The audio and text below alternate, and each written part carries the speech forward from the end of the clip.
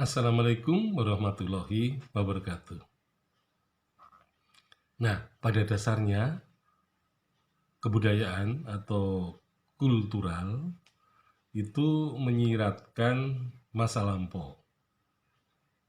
Jadi kebudayaan itu memang di dalam proses terbentuknya itu terjadi pada masa lampau dan pada masa kini kebudayaan yang dianggap penting dan juga mempunyai fungsinya, maka kebudayaan itu bisa bertahan sampai sekarang.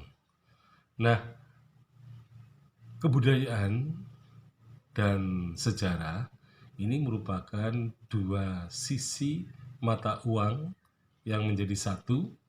Jadi sisi yang satu adalah kultural atau kebudayaan, sisi yang kedua adalah sejarah. Jadi sejarah dan kultural itu adalah satu keping mata uang. Mereka menjadi satu kesatuan.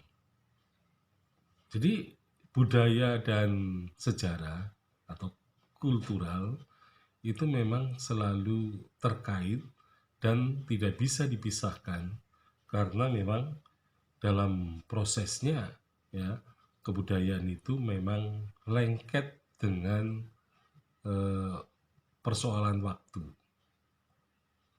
Nah, karena lengket dengan waktu, maka sebenarnya kultural atau kebudayaan itu menyiratkan ya jiwa zaman. Jadi jiwa zaman tertentu.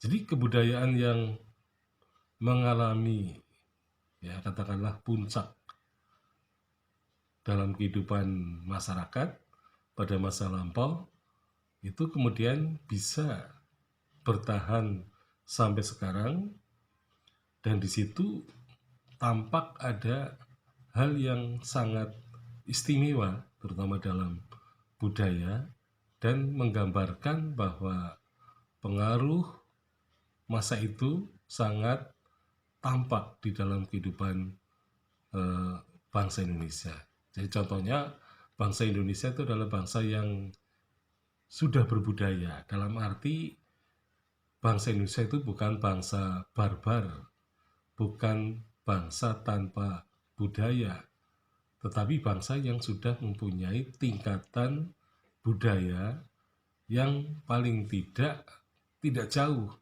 dari kebudayaan asing yang masuk ke Indonesia. Nah, sehingga bangsa Indonesia kemudian di samping melakukan peniruan terhadap kebudayaan asing dan memakai atau mengambil kebudayaan asing, tetapi di satu sisi bangsa Indonesia kemudian melakukan seleksi. Jadi seleksi kebudayaan dilakukan terutama untuk melihat tingkat ya, fungsi atau tingkat tinggi rendahnya fungsi dari kebudayaan. Jadi jika kebudayaan itu mempunyai fungsi yang tinggi, maka kebudayaan itu akan diambil dan dipakai dalam kehidupan sehari-hari.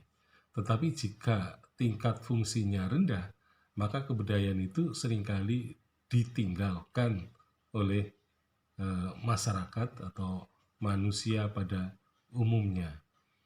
Nah, jadi karena pada masa tertentu bangsa Indonesia melakukan seleksi kebudayaan atau seleksi kultural, dan kemudian di situ ia mempunyai inovasi-inovasi dari kebudayaan yang terdahulu, maka disitulah menggambarkan bahwa bangsa Indonesia pada zaman tertentu mempunyai inovasi yang luar biasa.